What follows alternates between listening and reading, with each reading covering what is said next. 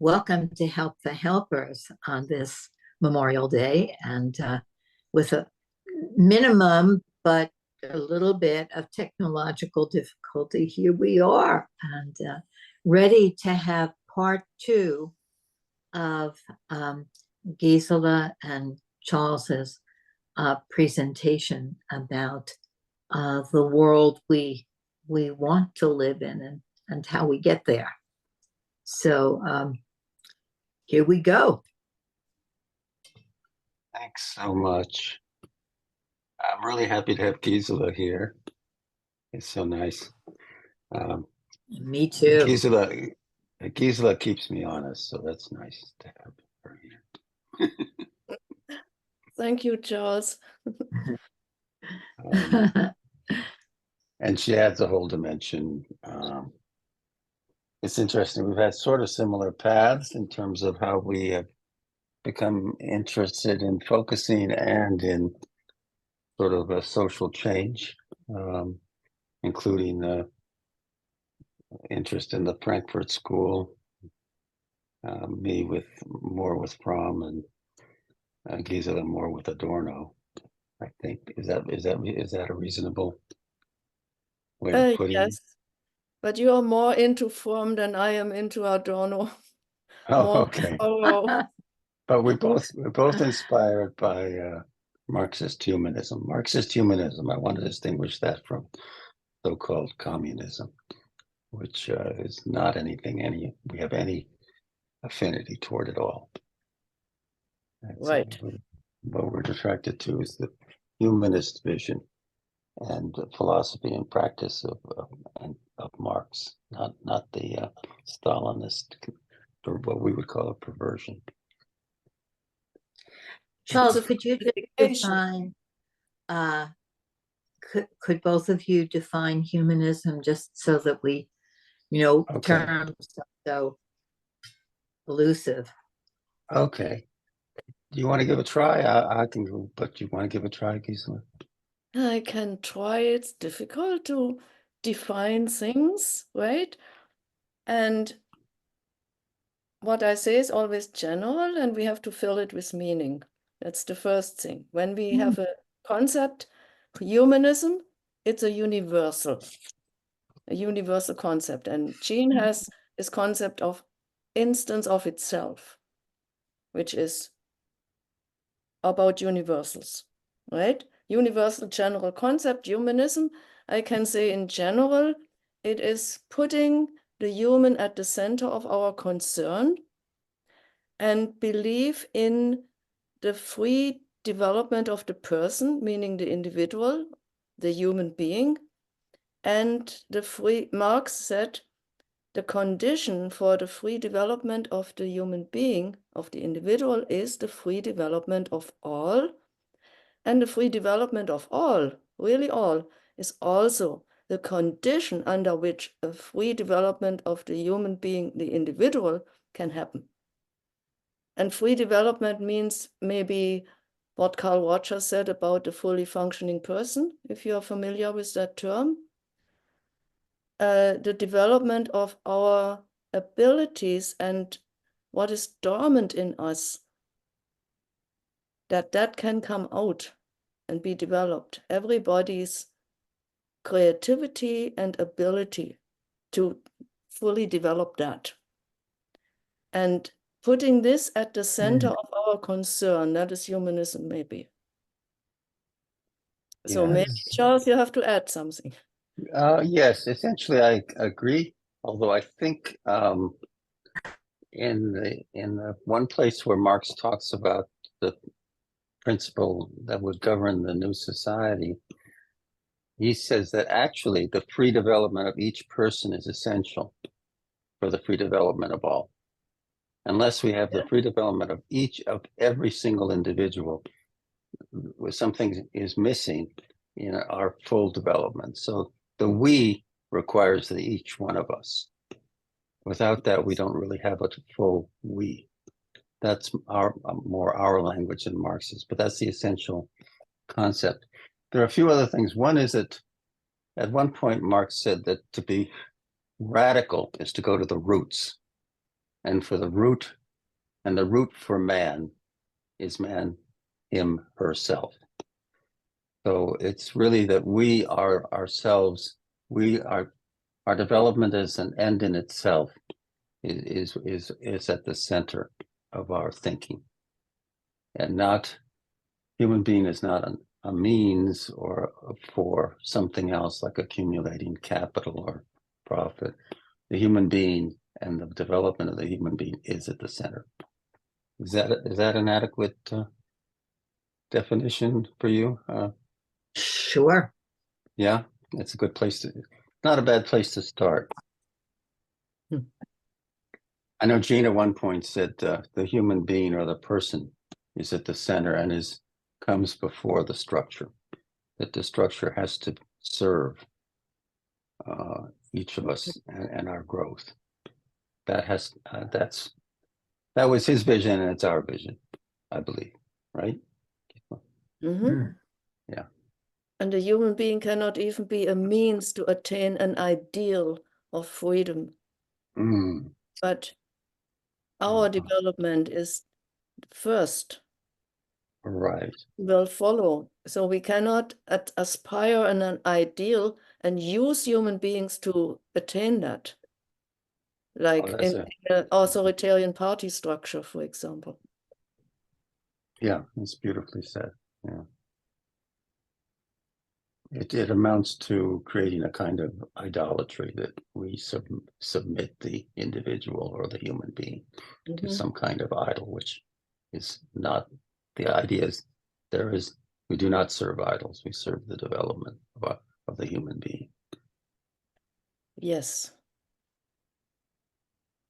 Let me say a couple of words about today's presentation. Is that or do you have something more to say, Gisela? I think you should go ahead. When we discussed this, we thought that there was kind of a micro level and a macro level to this whole discussion. And let me just say, we thought we might kind of roughly divide the discussion that before 9 o'clock might be more on the micro level, which we're all more familiar with as focusers, perhaps. What do you mean by micro level? I mean, on the level of the individual relationships between people, how we develop how a sense of ourself, assert our autonomy, our selfhood, and how that becomes the basis for not submitting to kind of various forms of control or power over that are part of a class society. Is that you? But we also say, and this was a point actually that Gene made, and he had this class that he did with Anne, which is very interesting to listen to, but it was about 10 years ago, called Philosophy, Focusing and Changing the World. But he said, and we agree, that focusing alone won't actually take us to the new society. It'll help each of us create a more human world for ourselves in our relationships, a more empathic, more open way of relating to ourselves and to those in our world. But when we talk about trying to make a bigger change, we're going to have to think about how structures as a whole need to be transformed, and how in our way of thinking that has to do partly or largely as a first step with changing our awareness or our consciousness of how society currently functions and how we might form the basis of a different, qualitatively different society, which Gene called the sort of the towns, which, like for instance, even here among ourselves, we relate quite differently than is often the case. We listen to each other. Each one of us is valued here. Even with our differences, we create a community where everybody matters. So this would be a little microcosm in a way, never completely, of course, because we still exist in the existing world. But we have a little taste of what it would be like in groups like this to have a sense of community and respect and caring for each other. I'm going to pause there and see if there's any questions or comments, or Gisela wants to pick up on anything. I think you said it very well for now, Charles. Thank you.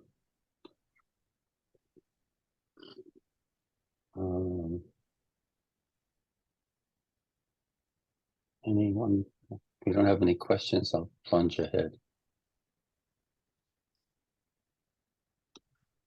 All right.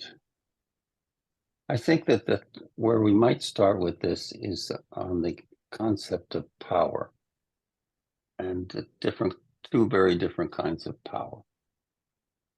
This I got actually more from nonviolent communication. And Gene and I had a number of discussions about it, but essentially there's power that's exercised in a dominating or violent way, where people are in various ways coerced, manipulated. Yeah, that's a fair way of saying it. And that would be a kind of power over or domination.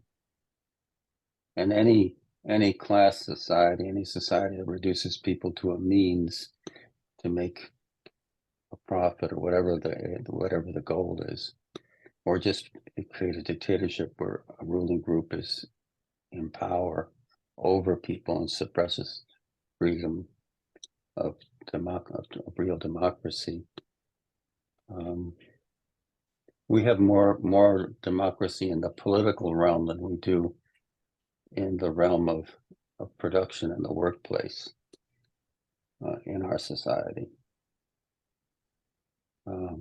Economics is not so much controlled democratically, what we produce, how we produce, but politically we have some degree of democracy still. Now, in contrast to that, we could put community or shared power with, where we collaborate. We have a sense of power that grows from our shared agency, our shared goals and values. And we work together with a sense of community, and we work to resolve differences by listening, by empathizing, by finding common ground, and working together in a way that respects each person's needs. But just laying that out as kind of a simplistic, because of course there are gradations, right? There may be some organizations may be more authoritarian and some more democratic or cooperative, but we'll have those as ideal types, or power over and power with. I'm going to pause again here. That seems like an important concept, and if there are any questions, it's important to or anything you want to elaborate, Gisela, on that. I would like to I just want to give an example. Would you like me Go to ahead, give an Gisela. example? Yeah. I was going to give an example. Oh, you were to offer an example. Oh, beautiful. Okay. Yeah, from our community empowerment, which is a kind of microcosm of how we want an democracy to be. And there are moments when people are threatened. They don't want it to be like this. They want it to be like this. That they'll say, no, it can't be like that. And that would be the person's sort of natural need out of being threatened to dominate the other by saying, no, that's wrong. It has to be this way. And then there's the path of the group being able to say, oh, you're upset about that. What is that it has to be that way? And that's the power with. And Yes. I think that Yes. if we bring it down to the microcosm of our own feelings of when we want power over the other and when we can find the power with, that we can understand these concepts in the larger sense much better. Yeah, I would completely agree with what you're saying there. Mm-hmm. The trouble I find is that in the abstractions, which we need, of course, there's the sense that it's them over there that want power over, and we good guys want power with. And if only those bad guys would listen to us and be less money oriented, then we could have this nice society where we would have power with each other. It's that us and them mentality that is so hard to cut through. I wanted to say, once Marshall Rosenberg was asked, "What's the toughest conflict you've ever negotiated?" He pointed to the center of his heart. Mm-hmm. I want to throw in something Gene said in an article. He said, we create conformity when we do not realize how deeply socially programmed we are. Mm-hmm. Yes. Each of us carry it in ourselves, right? Yes. Yeah. Yes. Yeah. To recognize it, it requires an awareness process in the mind and within by focusing, sensing inside. Both is necessary. Absolutely. And also, I think that the diversity is necessary. We only know our own programming when someone else is programmed differently. And they say, oh my God, it's not like that. It's like this. And then we get to know our own assumptions.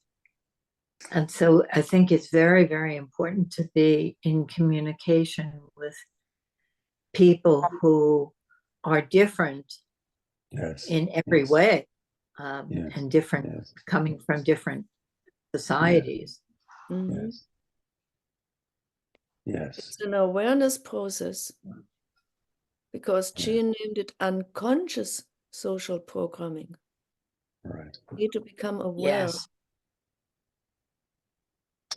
So really important, and I wasn't actually thinking not so much of talking about it, but I think it's essential. And it's something that Lynn, you once mentioned with this kind of amusing statement that we're not responsible for our first reactions because they're kind of semi-automatic, but we are responsible for our second responses because that's when we can take the time to step back and reflect and come from more of a less of a reactive place and more of a responsive, open space where we can take in. And actually then, what's it, Gene? Gene said, well, there's no truth that any one of us has. You know, it's kind of like we each have maybe a piece of it, and we arrive at a greater awareness through listening.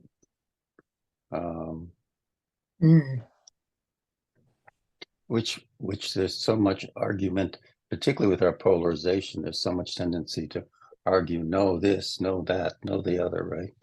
And we don't take the time to say, well, what makes you think that? You know, how did you get to that idea?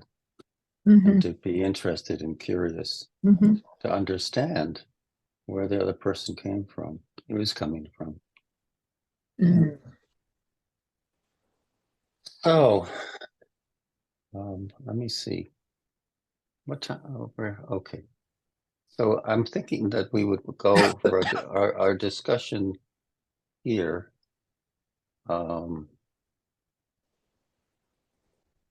Until about maybe 5 of 9. And then we'll do a little experiential exercise and break into our groups and come back. have a bit of a discussion about what, and this is very tentative, and in a sense we're staying open to what kind of changes might be needed to create a society where the individual is respected in the context of a caring community, and what kind of economic changes might be necessary, and so forth. And then we'll break into, there was a request that I reread the poem by Walt Whitman, and Gisela has picked out a beautiful piece, musical piece by Rachmaninoff as a kind of way to top off our discussion, to sort of transport us to that world where developing our human powers is what we're all about. Yeah. Okay. I think I mentioned, I'll go back a little bit to what I started with last Monday, which is that when I participated in the 60s in the free speech movement, where the students fought for their right to organize and to have free expression in Berkeley, after having gone, many of them had gone south to be part of the civil rights movement and had learned all kinds of methods of nonviolent struggle to change society, to counter racial. It wasn't even subtle racism, right? It was literally people who had to use separate drinking fountains, couldn't sit in the same place in a bus. Things have not quite so blatant anymore, but there's still plenty of more subtle kinds of racism that Gisela and David Young have sort of explored with how we can become aware of our programming, how it's inside us. But I became aware of Eric Fromm's work, and he was a democratic socialist, and I joined the Socialist Party. And there was this division, as I understand it, is that we're trying to create a society where there's not class exploitation or domination, where there's equality. But let's face it, that hasn't happened. Basically, new forms of class domination or party domination or whatever seem to have taken over. And it's only in brief moments where we've had it. And I had a vision of when I went to summer school, or maybe it was during I think it was during the week long, where I said, okay, here in this little group, we have a classless grouping where we're all listening to each other. Yeah, there are teachers, there are people who know more and are teaching, but nobody's dominating anybody here. And we come here freely and willingly. And I thought, if you could only take this and make it more common, more part of how we all relate, we would be moving toward that society and hopefully not get sidetracked once again into a new form of domination system. And I tried to introduce some of that in my workplace, where I was director of psychology, with some success here and there. People still remember that it created an atmosphere in the workplace that was they valued. But okay, let me stop there. I think if somebody else wants to pick up here.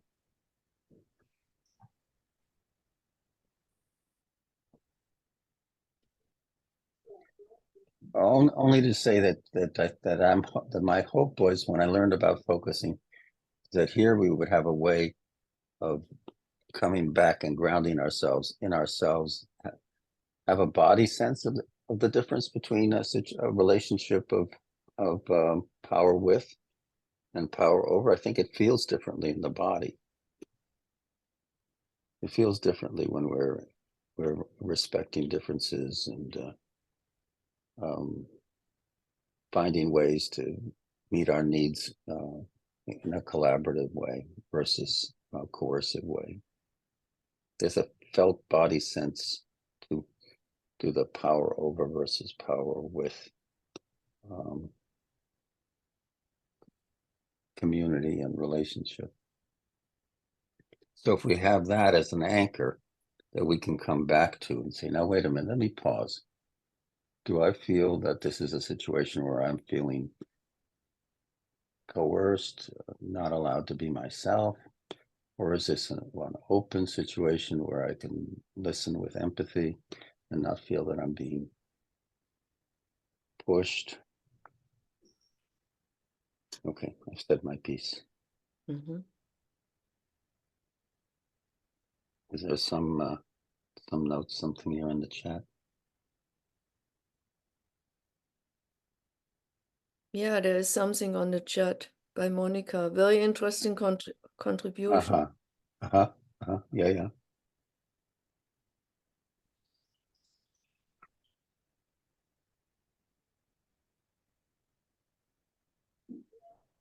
My partner always used to say the big three. He'd talk about the big three: money, sex, and power. Like, I mean, we do have to,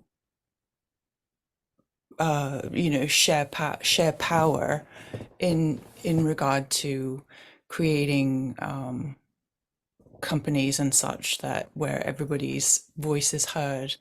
But I just really feel like that how children are programmed sexually makes a big impact on all of our lives, like in being introduced to sexuality through pornography and images that have that domination and control built in. I recently asked a group of Gen Zs like what sexual fantasies they could come up with that were I don't know, kind and gentle or, or consensual. And one of the young women said, well, that's no fun. And they literally couldn't come up with anything.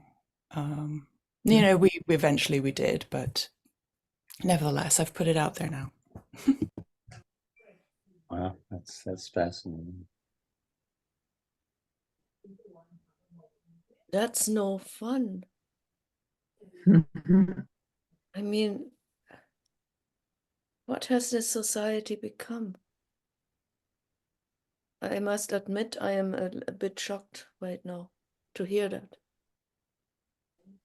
Woody Allen said that many, many years ago, and he didn't get a lot of things right, but he sort of got that right in his movie about sex, which is an interviewer asks his character, is sex dirty? And he says, only if you're doing it right. And I think with good comedy, you may not like it, but there's some truth that a good comedian finds. But I wanted to say that I always feel in these discussions, which are preaching to the choir, how do you go to a larger audience? And I was thinking about mocking capitalism.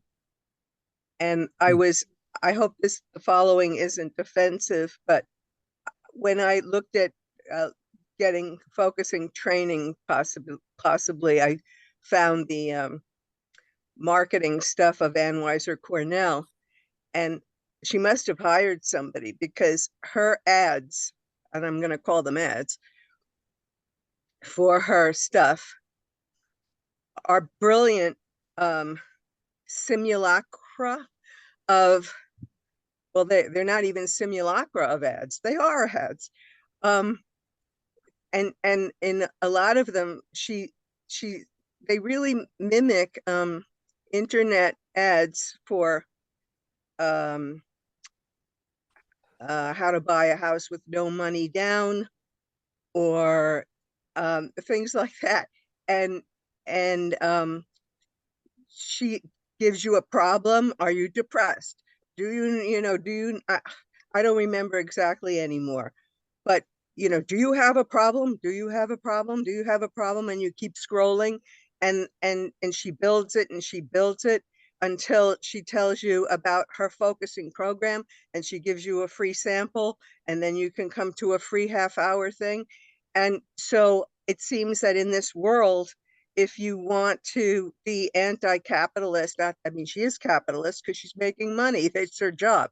But if you want to sell something, you have to study how people sell things and do it. And then you're kind of tricking them in a way, but for their own good. What you have brilliant comments here.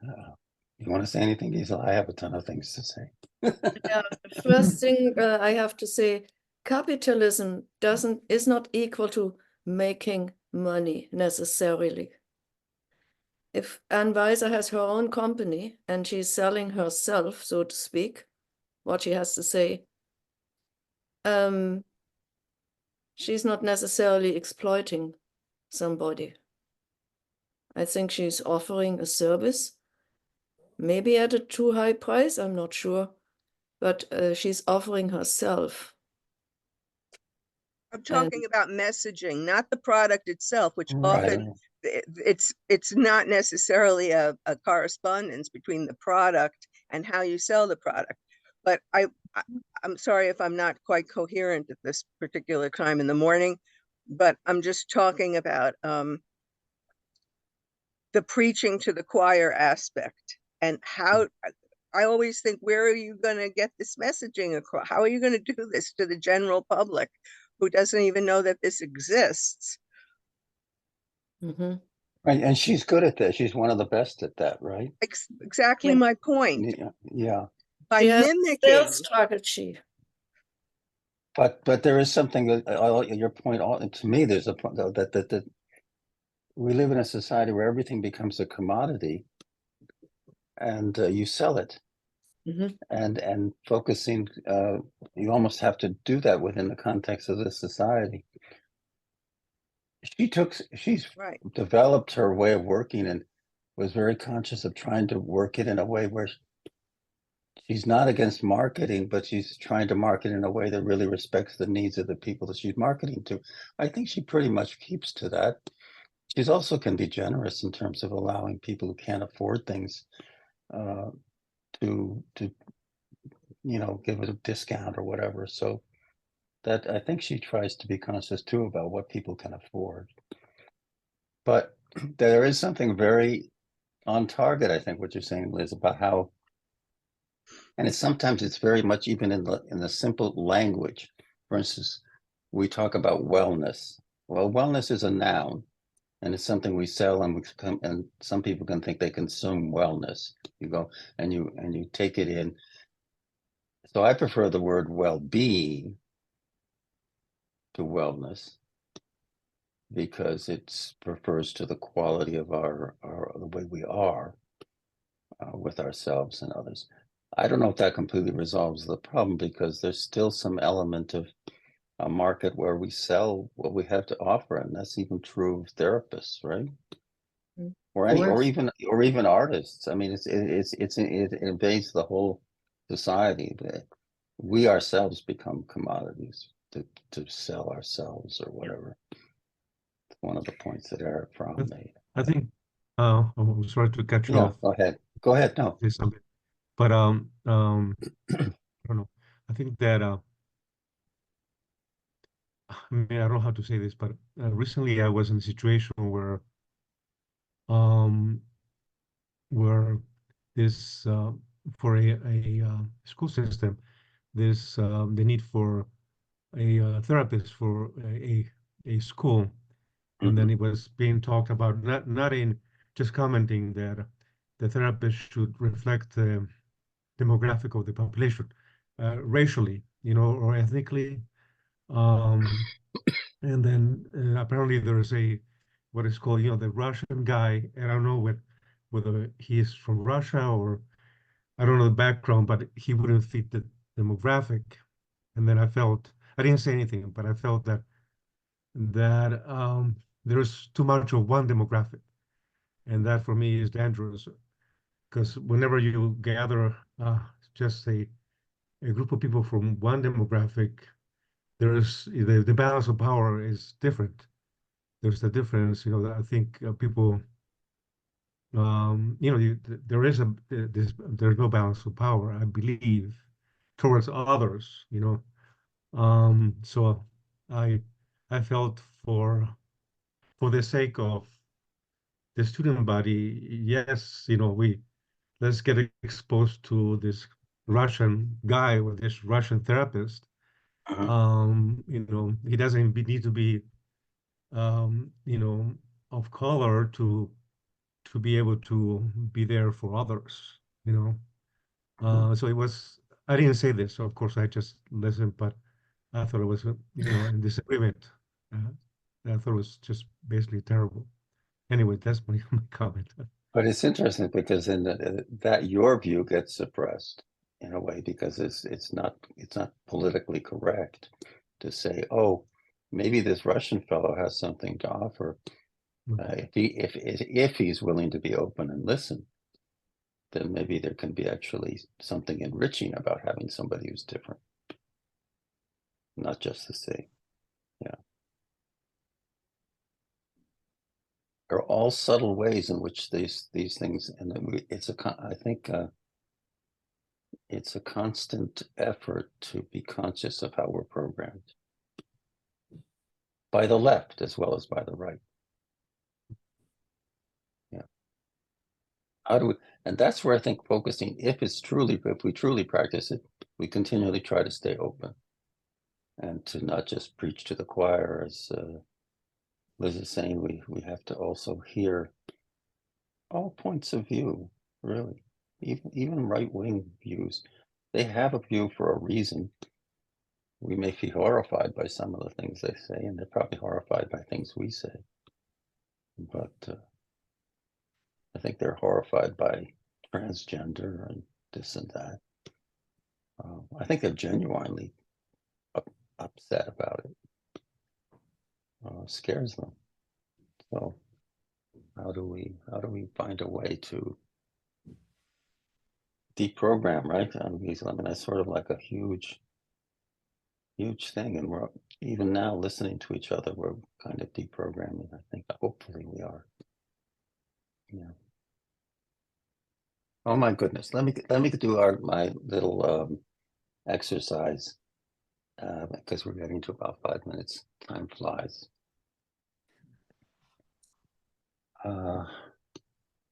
Unless there's somebody who urgently wants to say something before I do this.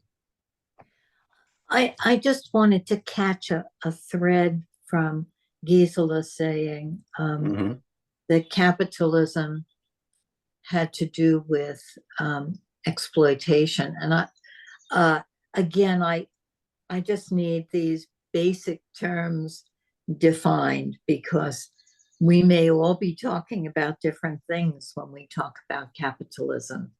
And capitalism becomes a bad word, but we don't know what the bad is. What the bad is. Selling focusing is not bad, but what is? So just that those little definitions, I think, will help us to be talking in the same universe. Charles, you have a definition of capitalism? I do, in one sentence. Oh, good, Gisela. Give it to us. Capitalism is investing money and getting your investment back with a profit. Well, And I by would that, add you employ people to work for you.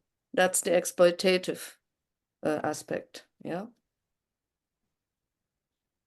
Could I jump in a little bit? I agree with you essentially, but I think that we need to make clear, obviously not selling focusing and teaching focusing and helping people or nonviolent communication, whatever, is not itself exploitative. Although Marshall said, if I use nonviolent communication just to get people to be happier, I'm using it as a narcotic, which is pretty strong language. Mhm. So I suppose even focusing could become a kind of narcotic where we don't really realize the larger picture of how the society has. But the point here that I wanted to emphasize, as we use it as something that we have a problem with, it's one where people are used as a means for another person to increase their profit and their cap, where the other person becomes a means. To me, that's the essential point. Mhm. I called it exploitation. Yeah, And I would when the call person becomes a means. any situation where the person is used for the other person without regard for the human needs of the person who's being used, I would consider exploitative. And capitalism has been that in many. Yeah, go on, Lynn. So if I invest my money in a focusing center, and I have some beginning focusing professionals helping people in this center, and it needs to make a profit in order to go on, and I need to make a profit in order to go on. We wouldn't consider that capitalism in the bad sense of the word. It's very. I think that we get hung up on thingifying. I'm imagining that if I have a focusing center, and there are people working in this focusing center whose need would be to work only a couple of hours at a particular time, and that doesn't work in terms of the needs of the people who are coming. I won't make money that way. Then I'm going to be thinking about them, those workers, as how they fit into the whole, and that we could consider exploitative. But it's a mindset. It's not a thing. I can be exploitative in one moment. I lose track of the people when I'm looking at a bigger thing and want it to work. And then I have to come back to, oh, what about the individuals? So I think it helps me to think of capitalism not as a thing, but as a mindset of commodifying. That's an well, I would like to spend more time with that actually. But I think, for instance, you think about Anne works very hard. She's not. She's developing ideas, programs, products. So it's not like she's just living off somebody else's labor. Well, many people that we think of as major capitalists work very, very hard. True. Although I would not say that all of the wealth they accumulate is a product of their own making. It's a social product. I think that a billionaire, nobody makes AOC said, nobody makes $1 billion. You take $1 billion, because there's no way any one person makes $1 billion. That's just a myth. Okay. We won't get to our. You wanted to say one, but we won't get to our exercise. No, that's okay. No. That's you raised. Look, we need more time. Yeah, to discuss these issues and clarify the complexities of what we mean. Yeah. I want to repeat what Charles said a moment ago.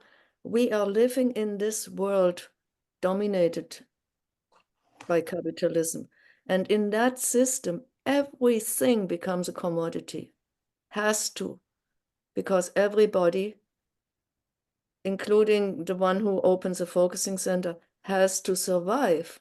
And our only means to survive, let's face it, is money. Without money, we cannot buy food. Starve to death, yeah?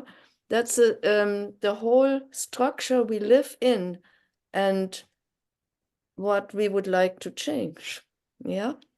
As long as we live in that structure, we necessarily have to accommodate ourselves somehow in it. So Yes. money will be involved if we want it or if we don't want it. It will be involved out of necessity because we cannot step out of the system. Right. Hippies had tried to step out, or Diogenes, who lived in a drum outside the city bounds of Athens, they had left society, but by now it's almost impossible. Yeah. Yeah. This is a cannot huge leave subject. society. Yeah, Yeah. absolutely. And it's hard to even envision what would a moneyless society be. But that is, in fact, what ultimately Marx envisioned. Yeah. Yeah. Where people's just needs were met according to their needs, and people contributed according to their ability. That was the idea. Listen, let's do the little exercise. I see that though that did you want to say something? I don't know, how do you pronounce your name? Su Ling? Did you want to say something? No, I'm sorry, I came late today because okay. I have a dinner. Okay. Yeah. I just felt there's some heavy maybe issues being centered in the discussion. Yeah. All right. Okay. Let's do the exercise and maybe we'll see where we come from this, and then we break out into groups. So I'm going to ask each person to bring to mind or imagine an actual situation maybe that you felt or you imagine it, where you are asked to do something that you were mixed about doing. For instance, it could be something as simple as your supervisor or boss asks you to bring them a cup of coffee. And think about how one might respond, what the gut feeling might be when the boss says, whatever, and would you bring me a cup of coffee? And you're busy working on something, and you might have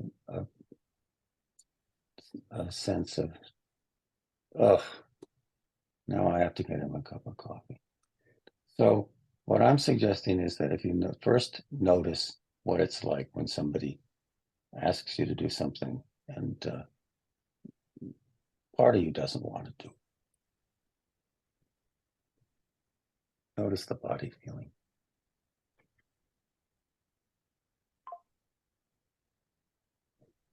And as you notice the body feeling, you might notice also that what I'm inviting you to do is to pause.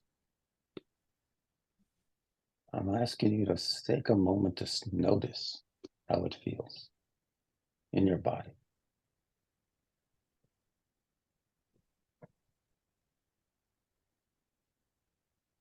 And then imagine, and this does not have to be, could be a matter of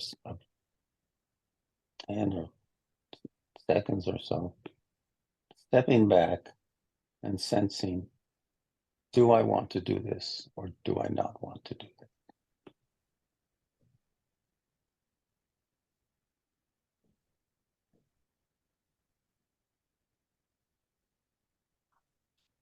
And become aware that you actually have a choice. You could decide after the pause, it's okay, I'll do it. It's not a skin off my back. I'll do it. What the hell? Or even I don't mind doing it. It's okay. Or you might think of saying, okay, Jim, if that's the supervisor's name, Jim, you know, I'm really in the middle of something right now. And would it be okay if you got your own cup of coffee? Because I'm really trying to get this done. So the point here is getting to the place where you are consciously making a choice. You are not simply submitting, and you're not even rebelling, right? You're not just reacting, no, I won't do it. You're taking the time to sense, how do I really feel about this? How would I like to respond to it? What are my options? So that moves us into a realm where we're more acting more from a sense of autonomy, or a sense of our own actual feelings, our wishes. And that's not to deny that in a power structure, it isn't just Jim and you. Jim is the boss, and so he's in a sense in a position of power or authority. And so he has some right, according to our society, to ask you to get him a cup of coffee. Maybe, not sure. But there's some way in which a boss has some authority to ask you to order you to do something. Maybe in a nice way, maybe not so nice, but you kind of have to be aware that he has some power over you.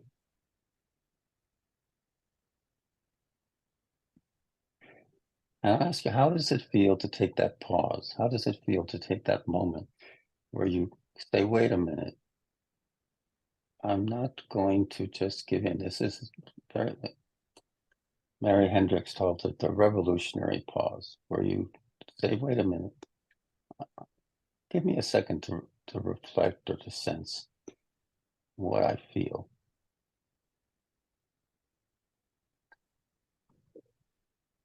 And when we come back and open the discussion, I want to suggest that when we do this exercise, we open a little window to not simply submitting to power over, even if it's a short pause. We're reclaiming ourselves, we're reclaiming our sense of self, and we're reclaiming our autonomy, at least to some degree.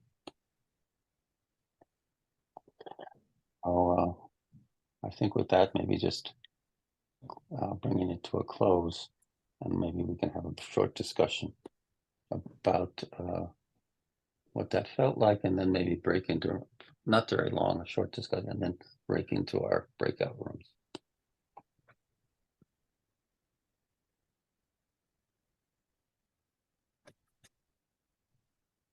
Oh, that's a great picture. That's a great photo.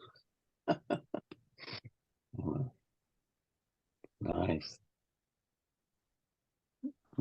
Anybody care to share what that was like, or did it?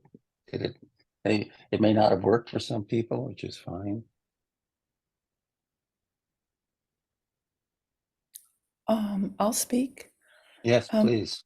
Charles, I had an experience like that working at the bakery where the scone lady got injured, so we didn't have scones, so we had to up the production of the bread dough.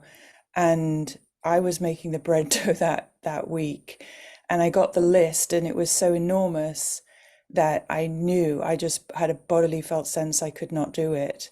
And I did in fact do it, and I did hurt my back, and so I have like a small grade injury that I may always have, which is fine. I chose not to say I chose not to say no. So I think what you're suggesting is people saying no in sort of a nice way. But I think I also think that what you're suggesting is we'll lose people jobs, because to say maybe there could have been a negotiation, but the ultimately was like, you just don't do the job. if you're not going to fit into this. And I just wonder if we,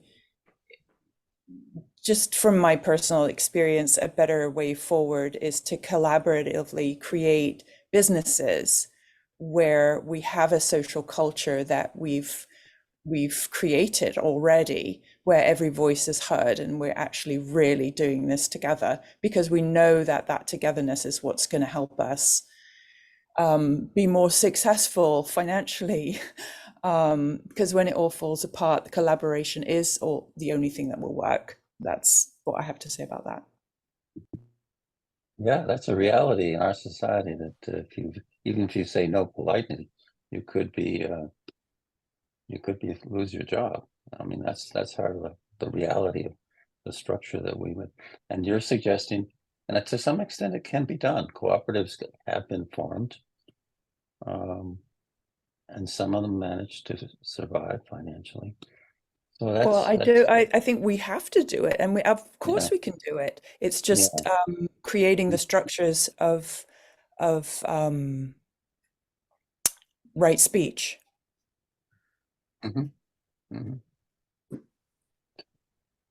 And at the founding of the International Working Men's Association, Karl Marx wrote an inaugural address in which he praised factories that had been raised on a cooperative basis, that didn't exploit the workers.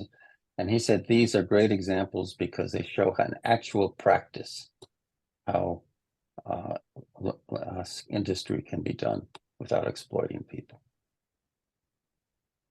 So he thought they were transformative beyond their own stuff because they were an example of what could be done. So maybe those kind of those structures can inspire others to create similar kinds of companies. And so I don't know if that is a substitute for needing to transform the whole society, because it's gigantic. I don't know. That I think is more, we can discuss that afterwards. But so in that situation, you felt that there really wasn't, that the choice was to lose your job or do a job which ended up affecting your health, which is not okay in my book. A question. Yeah, go on. Could she have asked for an assistant because she was taking on a much larger job? Was that possible to Was ask? that an option? Was that an option to request help? Yes, June, I think it was an option, and so that is a mind, that's a mind fuck in and of itself. Is like, you know, could I have requested that? Could that have worked? And it's like the breaking through all of that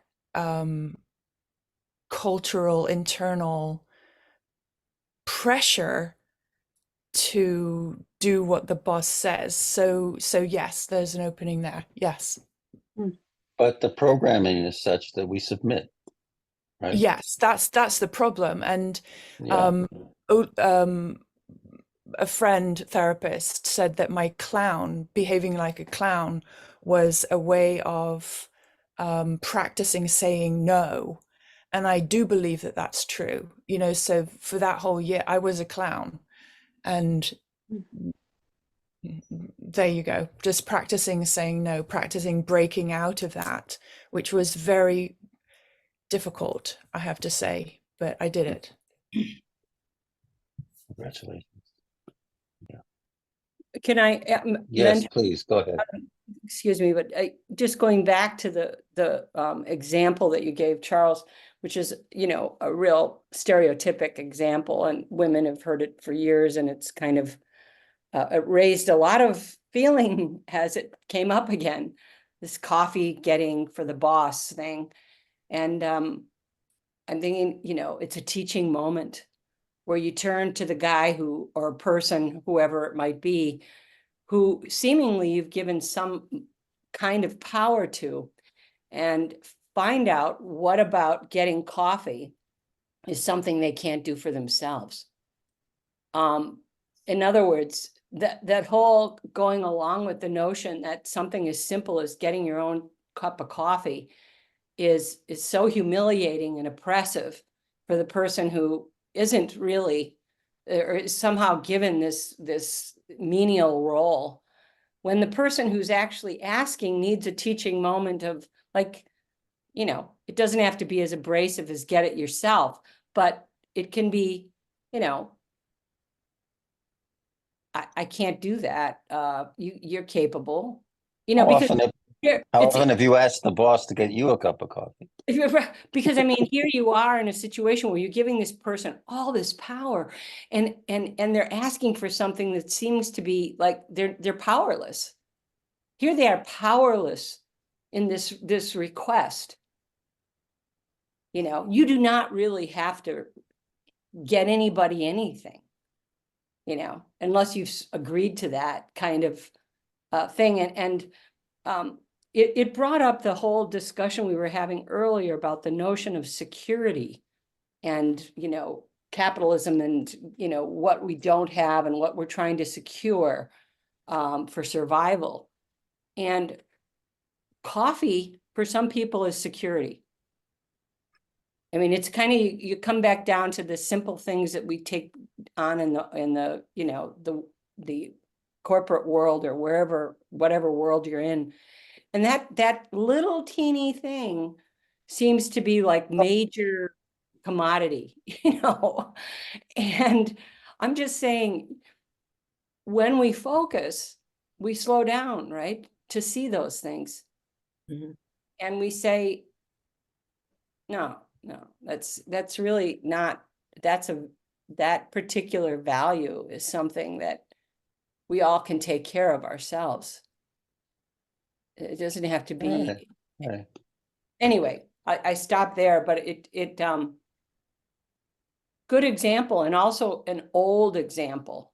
Yeah, Yeah. one people can relate to. I think I'm thinking now as you're talking that it's kind of the request for the cup of coffee is kind of doubling in Gene's sense that it has a symbolic meaning as well as a literal meaning. And no secretary asks her boss to get her a cup of coffee. I mean, it's just understood that that's the prerogative of the person who has power over to ask the person under to get them a cup of coffee. And it seems so minor that it almost seems petty to make a fuss about it. But if you look at the symbolic meaning of it, it's not petty. And if you bring in gender, forget it. Yeah, right. Then it's multiplied 1,000 times, right? It represents the whole relationship between men and women in the society, right? I want to also give, and then we break out into our groups if it's okay. Alpha has a hand up yeah, here. that's why I want to call on Alpha. Yes. Hi, Charles. Good Hi. morning. Yeah, good to see you. I have a little thing to share. Maybe can I share the screen? I don't know if I who's in charge? Is it Christina or Christine? Christine. Christine, sorry, Christine. I have a focusing student, and after the classes, she made this short video that I want to share about how to say no. So yeah, I think it's really appropriate for our talk. So I'm happy to share. Yeah, is there a way of sharing it? Great. You can share now. How do we do that? Or maybe you share your screen. Can you have a share on your screen that you can share? Also, share screen, usually down on the bottom. I think It's a green. Mine it's green on the Yeah. bottom. Besides participants, on the right of Yeah, participants. participants and chat. Mine has chat in between, but doesn't. It's different on some. But there should be something that says share screen, and then you might be able to, if you click on that, Alpha. Yeah, you can probably share the video. go. Yeah. Please enjoy. That's it. Run it. Yeah, do it. Is that it? Yeah. Okay. No, no estoy enojada. No, te lo juro que no. No, hombre, no. Ya te dije que no. No es no. No, ¿en serio no? No, no estoy enojada. No, te lo juro que no. No, hombre, no. Ya te dije que no. No, es no. No, en serio, no. No, no estoy enojada. No, no estoy enojada. No, te lo juro que no. No, estoy enojada. No, hombre, no. No, en serio, no. No, yo te digo que no. No, estoy enojada. No, en serio, no. No, es no. No, en serio, no. No, es no. No, es no. No, en serio, no. En serio, no.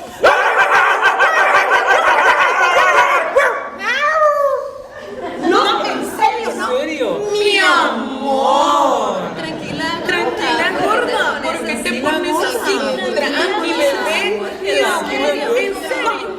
No, no estoy gorda. No, te lo juro. ¿Por qué te pones así? Ya te dije, mi amor. Tranqui, bebé. No, hombre, no. Ya te dije que no estoy gorda. Enojada. No.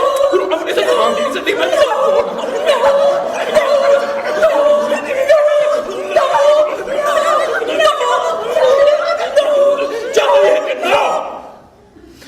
No, no estoy enojada. No.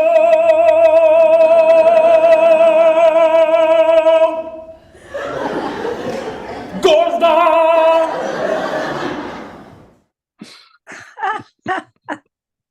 Thank you. I guess no is no. I love it. I love it. Very, yay. Wonderful. Yeah. So Okay. it brings Thank a lot of you. resonances and allows. There's a philosopher here in Argentina that says that no, saying no is a existential problem. Oh. But I do think the joy and the other body's possibility gives a space, inner space, to find a response and another reaction. They're saying yes to themselves. They saying yes. They're saying yes. Their no is a yes. That's beautiful, Charles. Thank you. Yeah. Mm. And you can tell it in the way they do it, that they're saying that they're enjoying their no.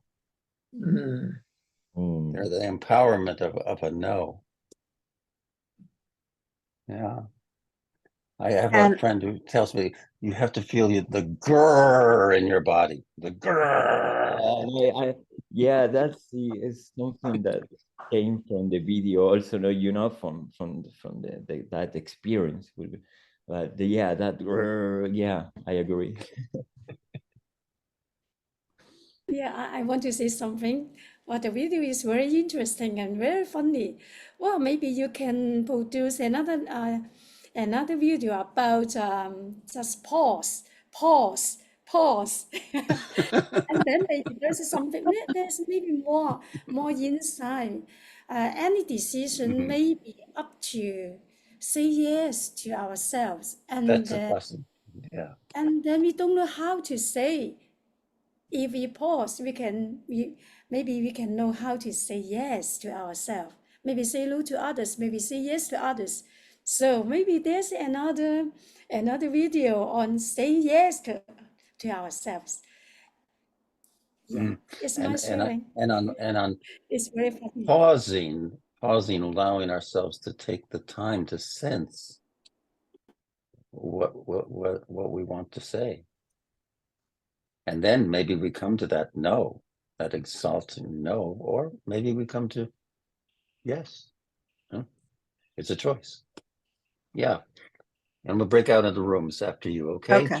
June? Yeah. All right. Go I just wanted to say that in addition to saying no in business, we also have to say no to family.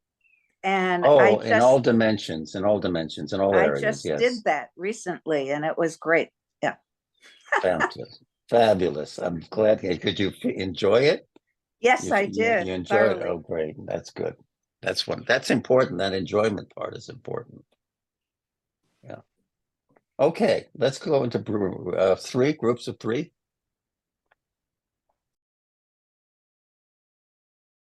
Welcome back, everybody. Hello. Hi. Talking about coffee, I think I need a cup. Yeah, I do too, but wait 5 minutes. My you put it husband over brings here, me, so- my husband Bring me brings me a back one, thermos too. every morning. Oh, that was, see, that's an act of love, right? A big act of love, right? Coffee. Well, shall we get right into it? I don't know.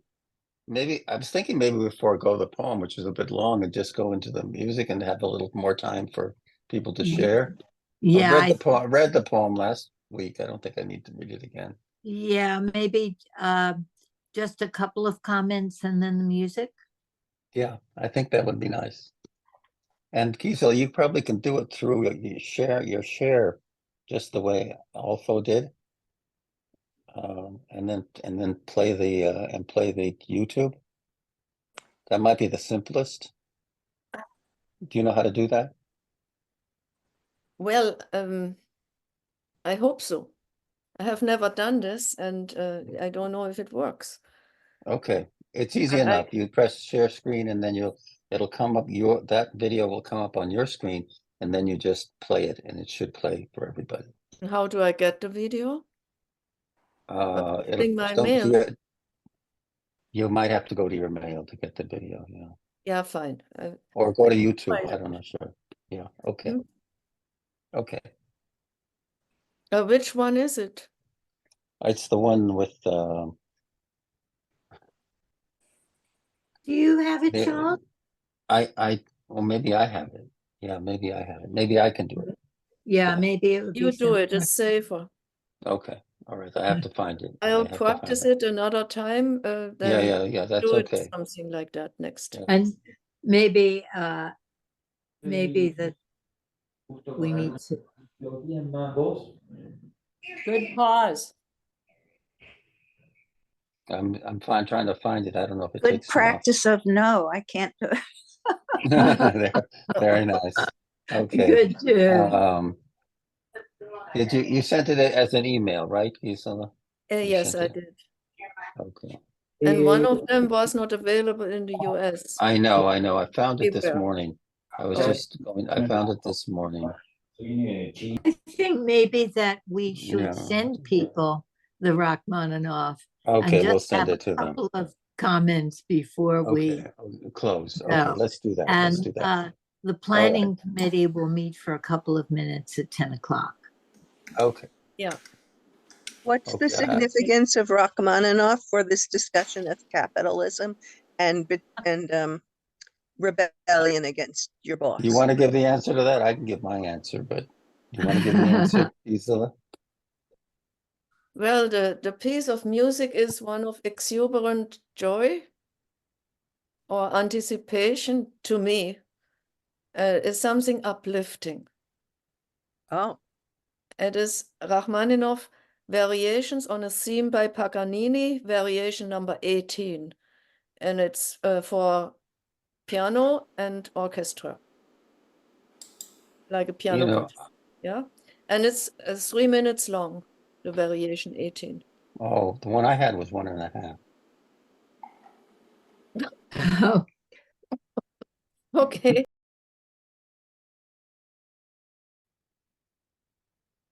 So the sound quality was bad, but it came across. To me, it came across. Yeah, I put something in the chat and said we should listen to it again directly on YouTube. Yeah, you have the link. Everybody can listen to it We sent the directly. link to all of you. Yeah. And It's a everybody can pity listen to it. because it doesn't It's do a justice. beautiful piece. It's an absolutely beautiful piece. Yes. Okay, everyone. Go forth. Be well. Thank you. Let's do what we can to make this a more human and better world. As I think we have some of the tools to do it. Thank you. Bye for now. Thank you.